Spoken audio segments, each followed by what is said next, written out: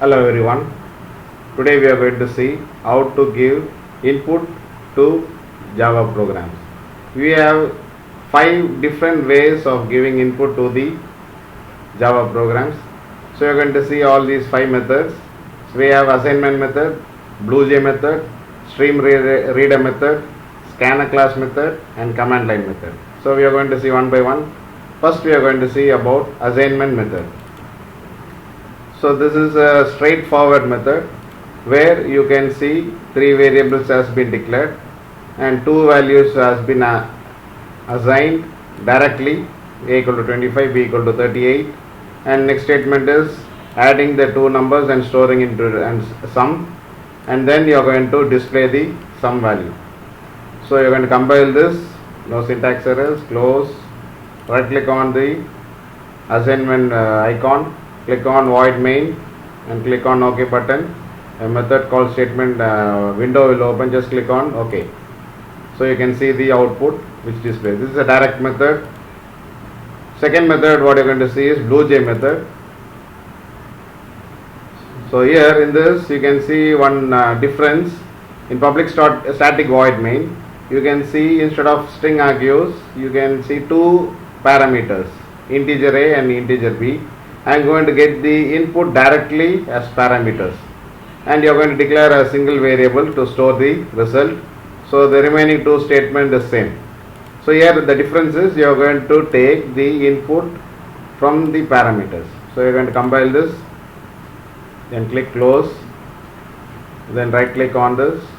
Now you can notice one difference here. When you click on void main you can see 2 text boxes in method call statement where you have to input the values. So I am giving 75 and 39. So one will be stored in integer a and another one is stored in integer b. Now click OK. It will add that values and it will display the sum. Now the third method what you are going to see is stream reader method. This is one of the oldest method we were using. So you have to notice what are the difference you can see here.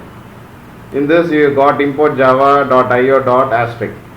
So this statement will include IO package into the program and this asterisk symbol represents all the classes. Then you are going to see the first line, public static void main string argues, you got throws IO exception. So what is this exception is? Exception means errors. IO exception means input and output errors. If suppose if you execute the program, if there is an error in the program based on input and output, it will catch that and throws into the system compiler and it will handle it so that your program will run smoothly. So the remaining things you are going to see, you are going to declare 3 variables and you are going to declare 2 objects. First object is input stream reader ISR equal to new input stream reader, and then where you are going to get the input is from the system.in. So usually it will be from the keyboard. So once you get the input from the keyboard, it directly stores into the object ISR.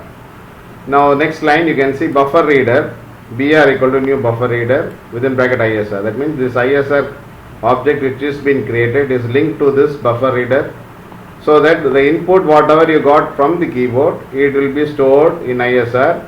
Again that from the ISR it will be stored into the BR. So what is this buffer is nothing but the memory where the values are stored. Okay, you can say it's a temporary memory and then it will be accepted as object and then you can convert it into integer and store it. The reason for converting it is normally in Java we are going to use all the input will be taken as string. So this read line statement will take the input from the keyboard as string. Then this integer.parseInt will convert it into integer and stores the value into the variable a. Similarly, you are going to see that b also takes the value from the keyboard, the second value which will be taken as string and then it is converted into integer using integer.parseInt and stores into b. The remaining 2 lines are same. So we are going to compile this. So no syntax errors. Click close. So right click on the stream reader icon, void main, method called window opens, click OK. Then enter the values which will be asked in the terminal window, 46 and 28. Now you can see the result, right? And the next method is scanner class method. The next method we are going to see is scanner class method. This is a very familiar method to you. You would have used it last year. So you can see import java util.scanner. So you are using util package, and under that you are using scanner class. So here you are going to create a scanner class object. Okay, from the system.in you are going to take the input and store it into the object. Now here you are going to use input statement next int. Since you are going to get the numbers from the keyboard, you are converting it, you are taking it as a token and checks whether it is an integer, and then if it is an integer it will be accepted and it will be stored in A. So suppose if you don't type an integer, instead of integer you type string, it will be rejected, the program will stop showing errors. So it just checks whether the next token is an integer or not. If it is an integer, it will take the value. Similarly, it will take the value for B, and then final two values are same. Now you are going to compile this, no syntax errors, close, right click on this, click on void main, method called window opens, just click OK. So here you are going to enter the values, say 68 and 29. So you can see the output, right? You are going to see the final method, that is command line method. So you can see the program, lot of statements will be disabled. The reason is you are not going to use any of the input or objects. Say here you don't have an header, that is you don't have an package, you don't have any objects, you don't have an input statement also. Directly you are going to get the values from the string argues. So this string argues will take the input from the keyboard and store it into the variable args, which is a string in the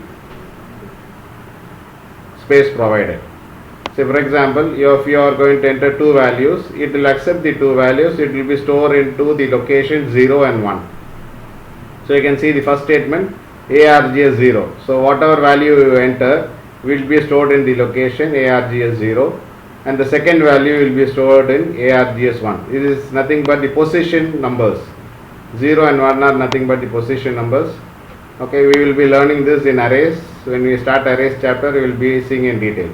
The remaining statement is already you seen it. You are going to convert the string into integer and store it into A. Similarly, you are going to store it into B. Now the remaining two statements is same. Just compile this and click close. Right click on this, click on main, method called window opens. In command line method, just you have to enter two values. Since it is an integer string value, you have to give double quotes, enter the integer, and then close double quotes, comma, again second value, say 49, so double quotes.